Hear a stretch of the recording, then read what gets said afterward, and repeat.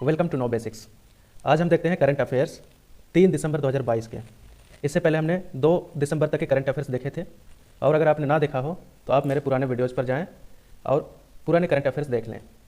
आज हम देखते हैं 3 दिसंबर 2022 के करंट अफेयर्स क्या रहे थे। आज 4 दिसंबर है, एक दिन पहले के करंट अफेयर्स हम देख रहे हैं। चलिए स्टार्ट करते हैं। MCQ के फॉर्म में रहेगा करंट अफेयर्स, और ऑप्शन देखने के बाद आपको 3 सेकंड का समय मिलेगा। इसमें आपको करेक्ट आंसर बताना है। चलिए, तो पहला क्वेश्चन है, which of the following has successfully used steam to propel its Equuleus spacecraft. एक इक्यूलियस स्पेसक्राफ्ट है जिसको स्टीम का यूज करके, यानी भाप का यूज करके इसको प्रोपेल किया गया, इसको लॉन्च किया गया है। और यह कार्य किसने किया है? नीचे कुछ स्पेस एजेंसी का नाम दिया हुआ है, जाक्सा, इसरो, नासा, रोसकोसमोस। तो इसमें आपको बताना है कि इसको लॉन्च किसने किया है, इक्यूलियस स्पेसक्राफ्ट को।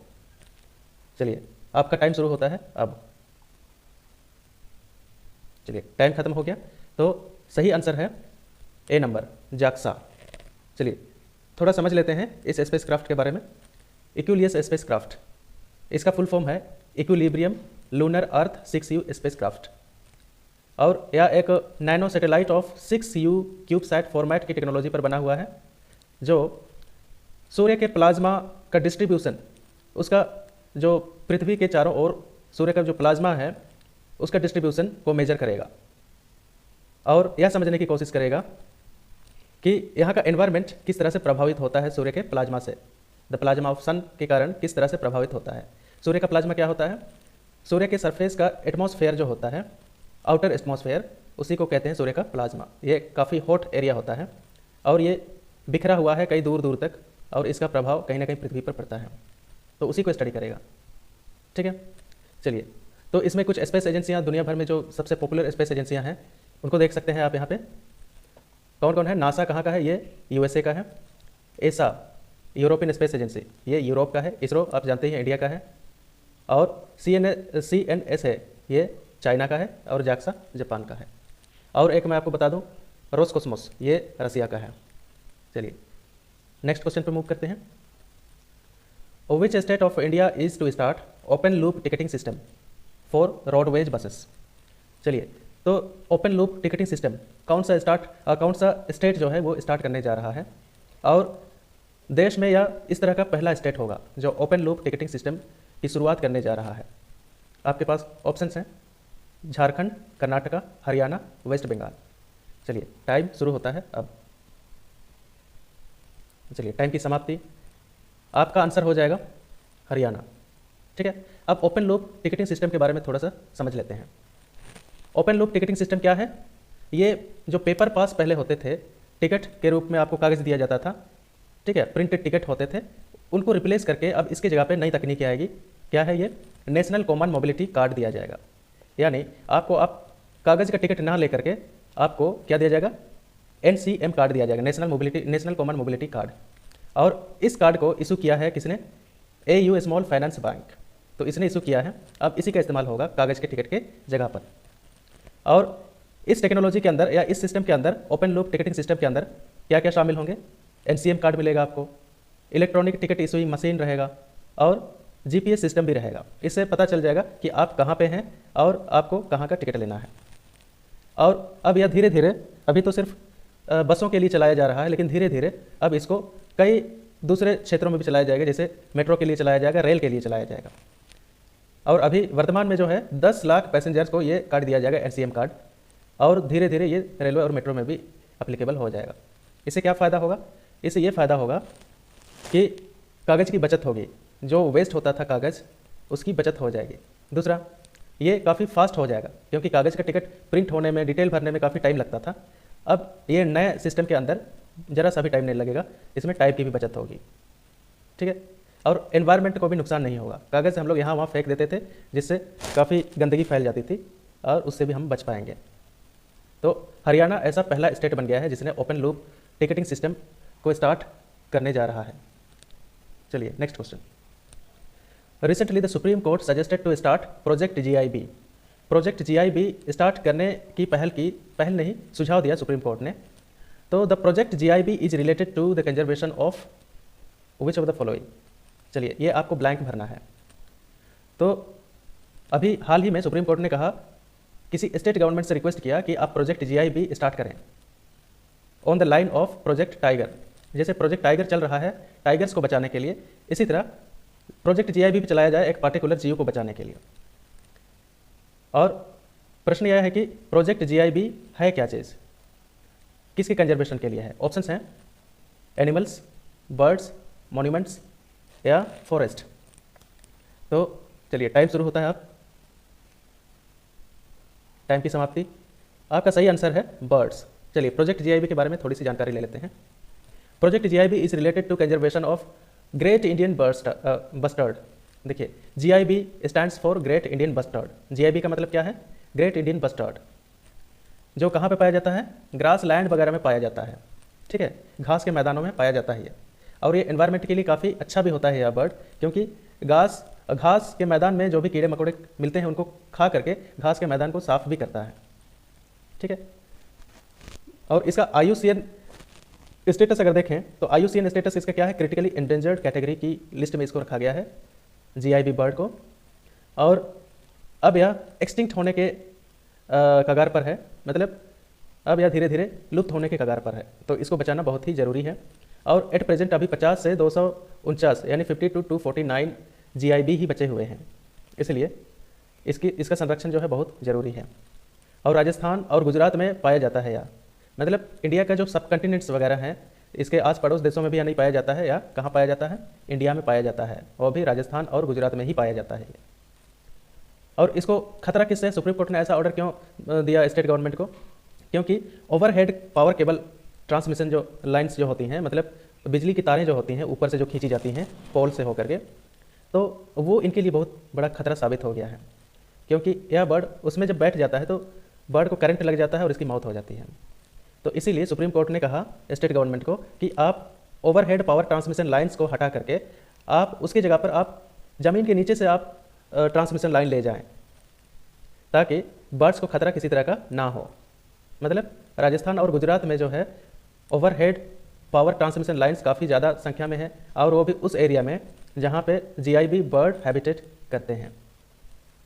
तो इसीलिए सुप्रीम कोर्ट ने ऐसा आदेश जारी किया।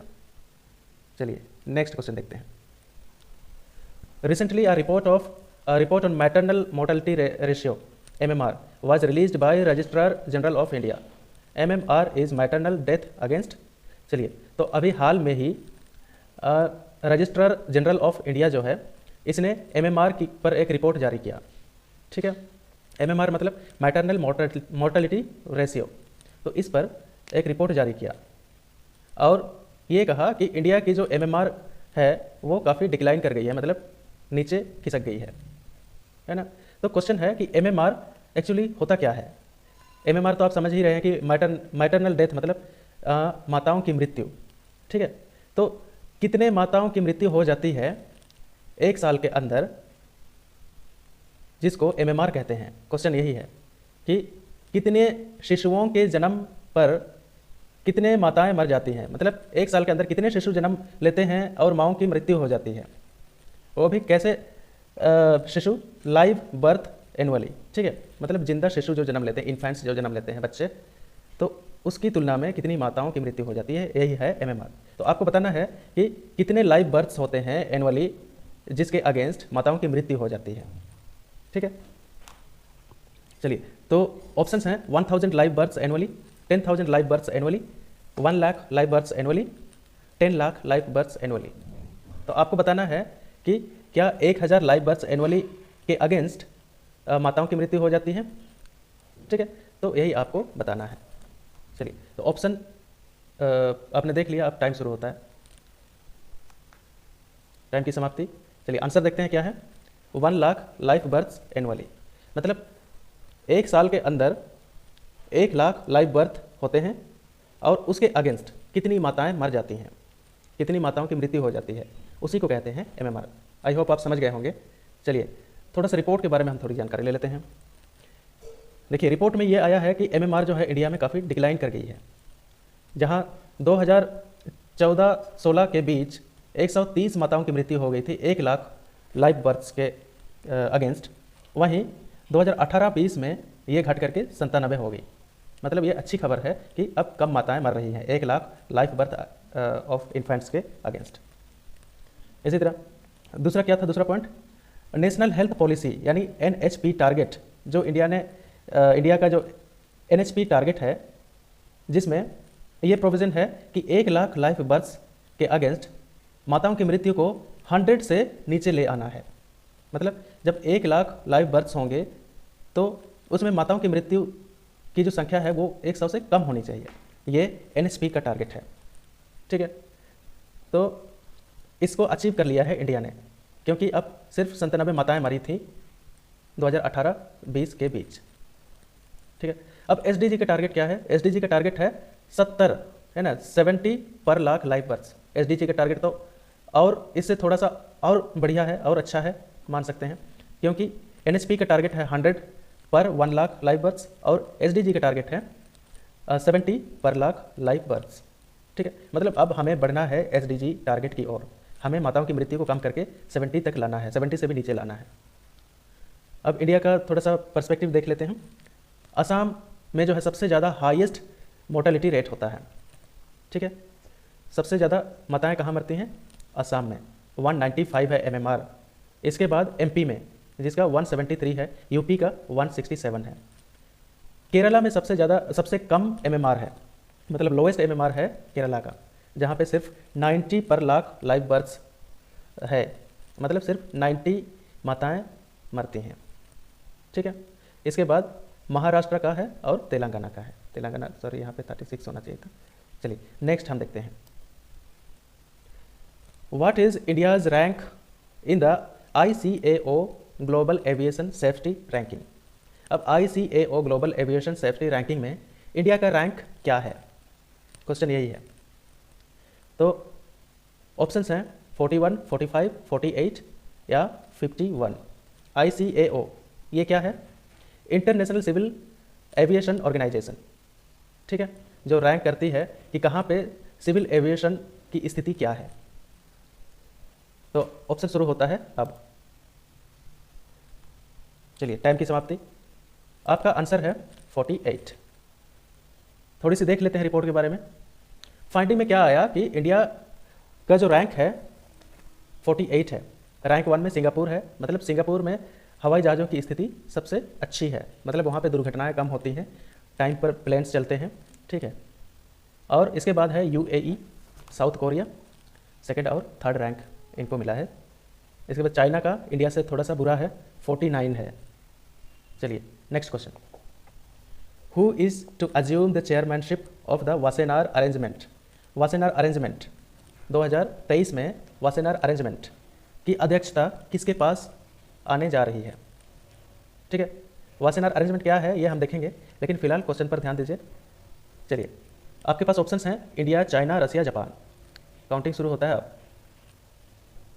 टाइम की समाप्ति। अब सही आंसर है इंडिया। इंडिया, आपने हाल ही में न्यूज़ में भी सुना था कि G20 की अध्यक्षता भी, चेयरमैनशिप भी इंडिया के पास है 2023 का। इसी तरह वासेनार अरेंजमेंट का भी अध्यक्षता किसके पास है? इंडिया के पास है। चलिए थोड़ा सा समझ लेते हैं वासेनार अरेंजमेंट क्या है। देखिए यहाँ पे हमने थोड़ा सा डिटेल दिया हुआ है।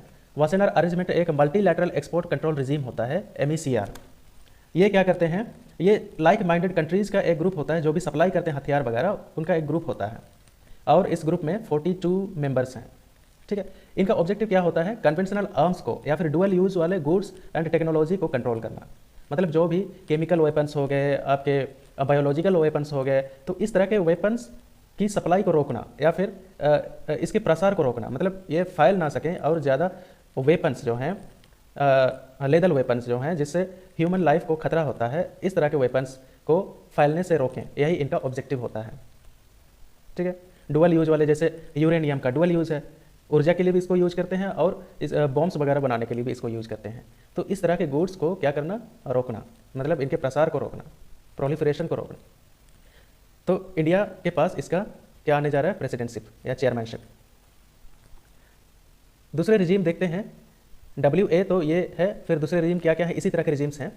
न्यूक्लियर सप्लायर ग्रुप, इंडिया इसका मेंबर नहीं है, हालांकि इंडिया को कई बार बोला जा रहा है कि NSG की मेंबरशिप ले लीजिए, लेकिन इंडिया ने अभी तक लिया नहीं है। इसका फंक्शन क्या है? न्यूक्लियर और न्यूक्लियर रिलेटेड टेक्नोलॉजी के प्रसार को रोकना इसका फंक्शन है, इसका ऑब्जेक्टिव है। ठीक है, जो भी जो परमाणु या परमाणु से संबंधित जो भी टेक्नोलॉजी हैं उनके प्रसार को रोकना। और दूसरा है missile technology control regime. India ने इसकी सदस्यता ले ली थी, शायद 2015 या 16 में ले ली थी। तो इसका मकसद क्या है? Control rockets and other aerial vehicle capable of delivering weapons of mass destruction. इसका मतलब जो कॉन्टिनेंटल जो मिसाइल्स होते हैं, तो उस तरह के मिसाइल्स को जो वार हेड को ले जाने में सक्षम होते हैं, जिसे मास डिस्ट्रक्शन होने का खतरा रहता है, तो इस तरह के रॉकेट्स का या एरियल व्हीकल्स के प्रसार को रोकना इसका मकसद है। ऑस्ट्रेलियन ग्रुप, ऑस्ट्रेलिया ग्रुप ये क्या करता है? केमिकल या बायोलॉजिकल टेक्नोलॉजी को जो जिसको मतलब हथियार बनाने के मकसद से यूज़ किया जाता है, तो उस तरह के केमिकल्स और बायोलॉजिकल टेक्नोलॉजी को ये रोकना इसका काम है। तो आई होप आपको समझ में आ गया होगा कि वासेनार अरेंजमेंट क्या है, और बाकी रिजीम्स भी आपने देख लिए कि किस तरह के फंक्शंस ये करते हैं। Next question. चलिए, क्वेश्चन की समाप्ति हो गई। Thank you very much.